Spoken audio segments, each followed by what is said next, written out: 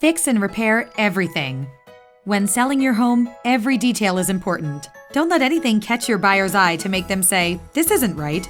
Even under the best market conditions, a home that needs repairs will still deliver a lower price, so make a special effort to fix anything that needs it.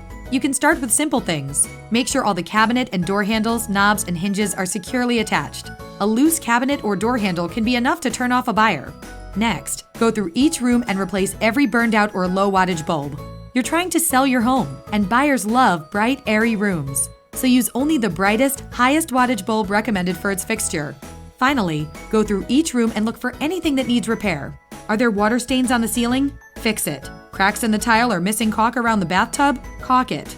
Do you have loose bricks on your outside front steps? Re-cement them. Fix and repair everything, every little detail, so the home shows in perfect condition. After living in a house for a while, you may no longer notice the little things that need to be cleaned or repaired. That's why it can be helpful to ask a friend to walk through the house and point out anything that stands out. Most buyers want a home that is in move-in condition. By not making repairs, you will limit the number of buyers who may be attracted to your home.